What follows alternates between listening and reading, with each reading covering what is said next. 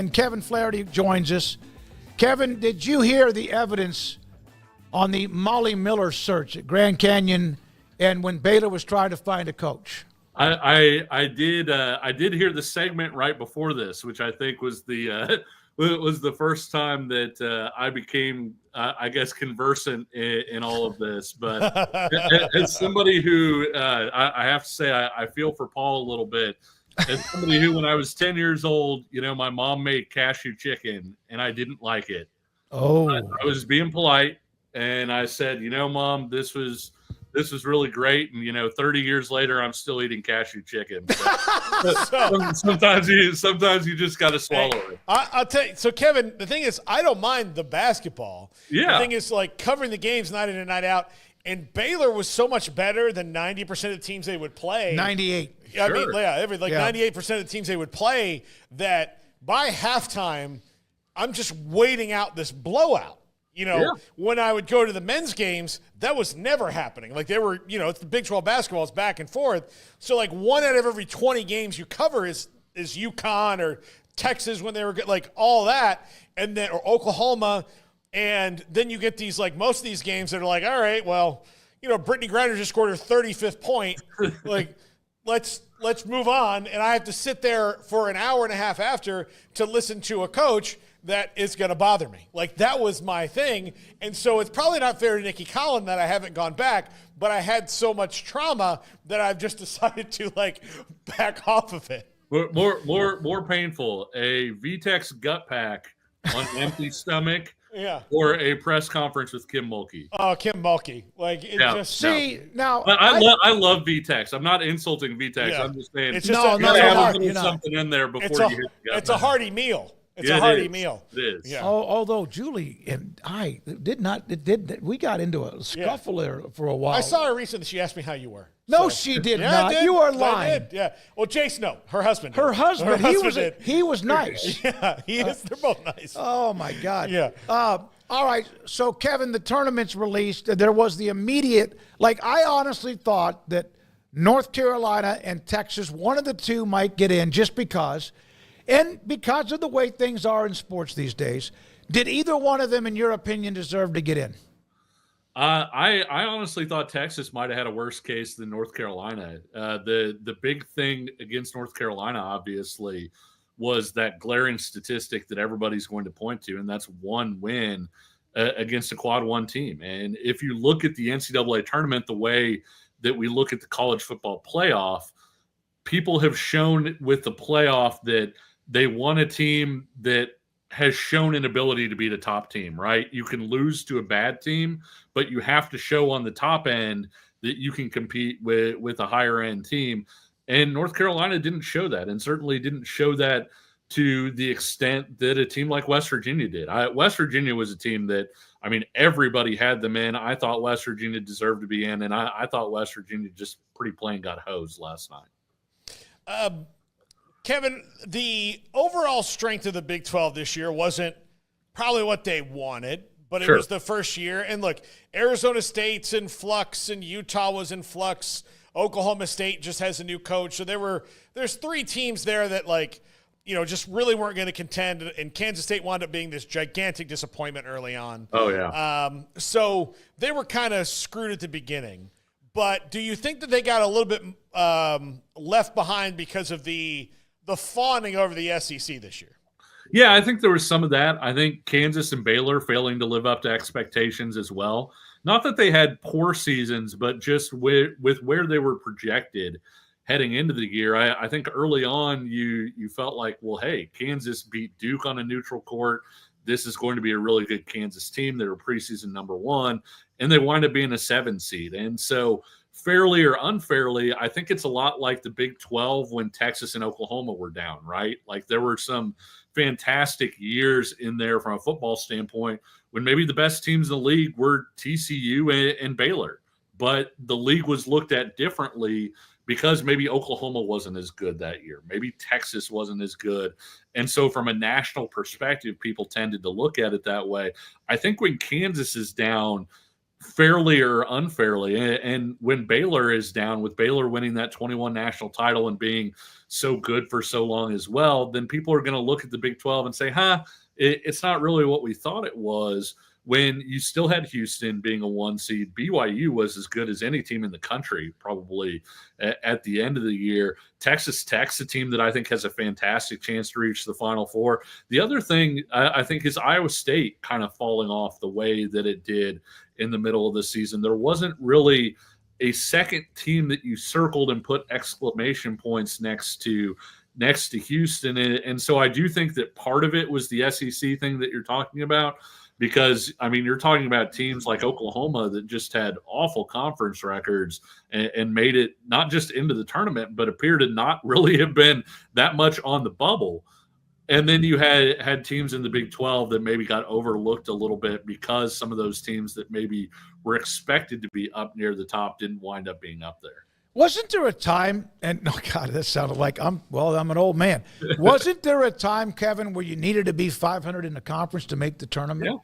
Yeah, for sure. And it changed. I want to say not necessarily a few years ago, because I think the first time I can remember it happening was maybe the mid to late 2000s, where like a team one game under 500, people would say, well, okay, you can go ahead and get there. And, a few years back that happened maybe a couple games below 500. This is the first time I can remember where you've seen a team be objectively bad within its conference and reach the NCAA tournament. I don't think I've ever seen that before. Kevin Flaherty, Kansas City Sports Network, with us on 365 Sports. Kevin, we had John Gallagher, the head coach at Manhattan, on earlier. He's always on with us around this time, and we got his thoughts on various teams. When asked about Kansas, he said they'll be better off when the 6-year big man, which is Hunter Dickinson, graduates and is gone from college. Is there a sense that, because usually Kansas has NBA guys, and Jawan Harris, not an NBA guy. If Hunter Dickinson was an NBA guy, he'd be in the NBA right now. Not to say that he won't one day, but like KJ Adams, not necessarily an NBA guy, super athletic, but he's probably playing professional basketball overseas, which is fine. But when those three guys are gone, will the progress stopping maybe open them up a little bit? You spent hours selecting your patio sofa. Choosing that grill would have taken weeks. Probably your car needed way more time. For sure, you would have spent months mulling over that pool of yours. Protecting your prized possessions needs no time, though. Just visit coversandall.com, create a custom size per your requirements, pick a fabric and personalize your cover, and leave the rest to us. Premium protection for all that you love.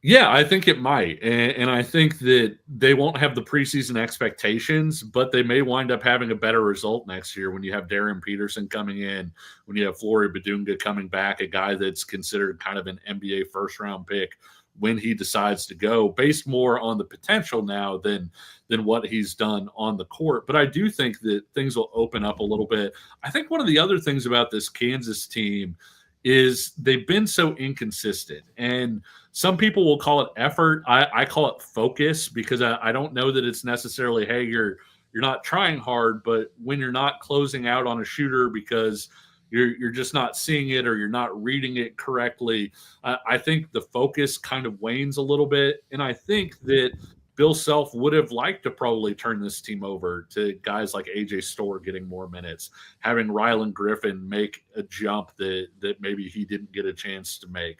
And so I think there was definitely some of that. But I think at the end of the day, Bill Self said, hey, what's our most consistent way forward? And these are the guys that I can count on.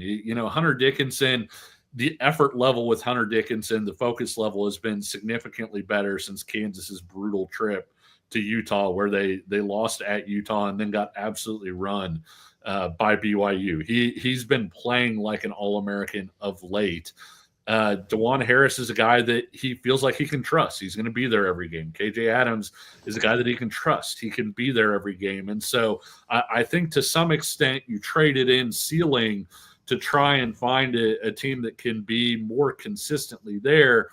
Ultimately, I don't know that Kansas has the horses to make a deep run in this tournament. I will say the Jayhawks got about as pleasant of a draw for their style of play as you could have wanted, because they are really struggling to defend the perimeter, and their reward was an Arkansas team that doesn't really shoot it, and then their 2 seed is a St. John's team that doesn't really shoot it. That doesn't mean they'll beat either team, but it was significantly better than getting matched up with, say, a team like Alabama that would have run them up and down the court and launched about 33s. So of the guys that you mentioned, A.J. Storr's back next year. Zeke Well, Mayo's theoretically, A.J. Storr can come back. Yes. Can come back. And Rylan Griffin can come back, right? yes. Yeah. So if you build a team around that, and Peterson, that's more of a guard-based thing, and probably moves a little faster, right? Yeah, and Elmarco Jackson was injured this year. He was a guy that they felt like made major strides last spring after the season ended, that he refound his confidence. He was a McDonald's All-American that, really struggled with his confidence a lot as a freshman. And so I think they were maybe counting on some things from Elmarco Jackson this year, thinking he was going to take a step forward, that the injury unfortunately derailed. He didn't get a chance to. And so you are going to have some of that backcourt there. Diggy Coit is a guy that could get another year because of the JUCO ruling that people are really keeping an eye on right now. I still expect Kansas to go into the portal for a guard or two to join that group. I think Flory Badunga at the 5 this year, he's had to play a lot of the 4 next to Hunter Dickinson. I think at the 5 gives them a chance to defend a lot more like they're accustomed to defending. And then I would expect them to go out and get a 4 who can shoot after having both KJ Adams and Flory there this year, who neither one of those guys are outside shooters. So I expect them to be more of a 4-out team next year with Flory being an athlete kind of at that 5 spot. So the Big 12 has 7 teams. Yep. All of them seem to have warts, but Houston has very few, and Texas Tech doesn't have many. Iowa State's had injuries, but Tech had McMillan and Williams out, and they've been hit and miss. And then Grant McCasland even said he thinks they'll be back for the tournament, but how much he doesn't know. Juwan Roberts was out. Houston still went right through with what they did and won the Big 12. God knows if Langston Love's in or out, because that's been a hit and miss thing too. If you were to put the 7 teams in order, who are the ones that will not make it to the Sweet 16? And I understand, Kevin, that's hard, but who will not get past the first weekend? I think Iowa State's going to have a tough time without Keyshawn Gilbert. And it's unfortunate because I think when you look at Iowa State with Keyshawn Gilbert and with Momcilovic, they had 2 losses this year when those 2 were in the lineup together. One was to Auburn by 2 points, and one was to BYU in overtime. So they were a really good team when they had access to both of those guys. Of course, that's like Curtis Jones, that 6th man role where he's so good. And so I think Iowa State's going to have a tough time getting there. They might be, I don't know if they'd be last. Sorry, I'm looking real quick. They actually might be my last pick. Houston would be my number 1 pick to make it through. Sure. I think that Texas Tech would probably be second, even with Missouri or Drake waiting if they get past UNC Wilmington. I do think that they'll have access to those guys, like you said. Not sure entirely how much, but I do like this Texas Tech team a lot. I think that they have a better idea of themselves than a lot of different people.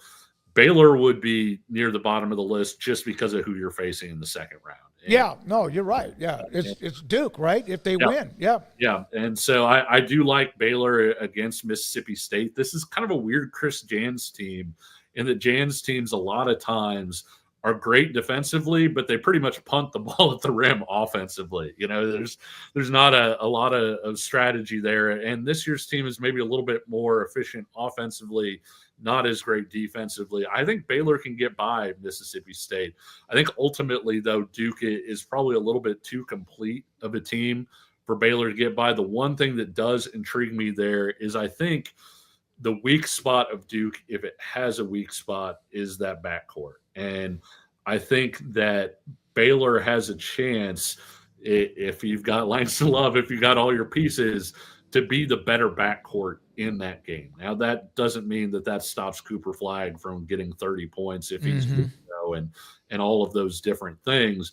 But I do think that there is at least a world out there where Baylor is close in that game because of the backcourt matchups. But Baylor would be at or near the bottom because of playing Duke. Kansas, it's tough to predict the Jayhawks to win 2 games in a row. And the issue with St. John's is I think if Kansas gets by Arkansas, which the Jayhawks can do if they can keep Arkansas from running, I think with St. John's, that'll probably be a close game. But then you get to the final 5 minutes and you have one team that made its entire living off of winning close games and mental toughness, and another team that's made an entire season out of not making those plays and losing close games. And so it's really tough to pick the Jayhawks to go through as well. Arizona, I like to get through. I think Arizona gets through. BYU is the wild card because with BYU, I know this is being a little maybe derivative, but with BYU, it's just so much of whether or not they make shots, especially who they're going to be playing against. VCU's a team that takes a ton of threes. Wisconsin's a team that takes a bunch of threes. BYU's a team that takes a bunch of threes. And so in those games, if you don't make shots, you can go home against any of those teams. Kevin Flaherty with us, college athletics insider, Kansas City Sports Network. When did you post that quote about you on your Twitter timeline? Which one? The Rock Sports Talk one? Yeah, it says, not to give Kevin too much credit because I hate him, but you know how much you can learn about KU just by listening to him on RCST whatever. Yeah. That's from Rock Chalk Sports Talk. I used to have a weekly segment on there, and I'm pretty sure it was a friend of mine who actually posted that. But no, it was one of those things. I've had that up there for a couple of years. Obviously, got a major kick out of it. Just sort of like, I hate this guy, but I do have to listen to it. It's like columnist, writer, media, talk show, TV masochism. Yeah. I hate you, but I listen to you every day. They can't do it. Kevin, if you were a team, would you go to the NIT, or would you do like South Carolina did and say, no, I'm going to start working on the portal right now? You know, it's funny. I think it depends on the team, and I realize that feels like a cop-out answer, and it actually is even more complicated than that, because I remember actually talking to Jerome Tang when he was at Kansas State his first year there, and I said, man, it seems like you got a good team this year, but you could have a really good team in year 2. And he's like, you can't think about your second year at this point. You have to just focus on sort of what's in front of you. And ultimately, Keontae Johnson, a guy that he probably didn't think at the start of the year was going to be ready to leave, wound up leaving. They wound up having turnover. They don't make the NCAA tournament in their second year after making the Elite Eight and kind of surprising everybody in their first year. And so if you feel like you've got a roster where a base of it is going to come back the next year, I do feel like there's value in going to the NIT and sort of working up from that base. Do you know the last team to win a national title that did not have at least 3 starters back from the previous year? 3 players who had started at least multiple games the previous year? It was 1997 Arizona. And so I expect that stat to change with the portal. I expect that it won't be very long before somebody wins without having that sort of continuity. But until that point, I still think continuity is really important. Those extra games can still help you. And playing in the NIT does not necessarily preclude you from being in the portal at the same time. And so I see both sides of it, honestly. Real quick, if Texas Tech and Houston met in a back alley, who would win the fight? Oh gosh, that's a tough one, because I think a third party would win, right? Like whoever would want to pick the winner. Yeah, I mean, you know all these ancient battles where there's 3 parties and one party basically sits back and says, "Hey, these 2 are going to fight each other. Yeah. They're all going to knock each other off, and then I can go in and win." I think it's one of those situations because, man, Houston is so tough, and their DNA is so ingrained in them that I was actually talking with somebody about how I think the Big 12 could be significantly better next year than it is this year. And with Houston, even without knowing all the pieces that are coming back, who they're going to add in the portal, you just say, well, they're going to be Houston, right? They're going to pound you. They're going to get on the offensive glass. They're going to defend the crud out of you, and they're going to win a lot of games. And I think Grant McCaslin's done an unbelievable job, sort of siphoning toughness into that Texas Tech program too. And both of those are teams I would say not only do you not want to meet in a back alley, you don't want to face them as your second game of an NCAA tournament weekend, right? Because your legs have already gotten some use. And then, hey, all of a sudden there's Houston and they're trying to pull down 25 offensive rebounds. And so I think that that's a really tough question to answer. I might have to go with Houston, but the only reason why isn't a player. I think, and I hope Grant McCaslin doesn't know my address, I think Kelvin Sampson would beat up Grant McCaslin, and they might be the last two standing. Yep, I think they would beat each other to death. Here's the thing. Kelvin's been around a little longer, and so he might know a couple of things that Grant doesn't know yet. Yeah, that's true. It'd be even, and then out of nowhere, Kelvin Sampson, he knows Kung Fu or something, and didn't know that. He's got Miyagi stuff going for him.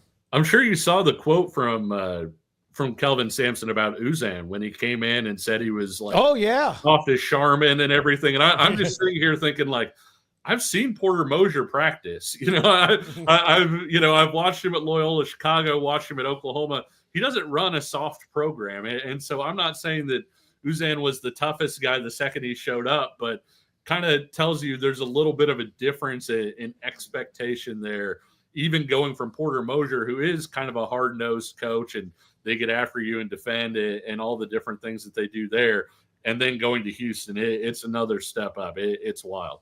Kevin, thank you, man. Have a great week in covering the tournament the rest of the way. Appreciate your knowledge. Kevin Flaherty, Kansas City Sports Network, with us on the tournament and some of the just storylines, and also a quick look at a lot of the teams, of course, among the 7 in the Big 12.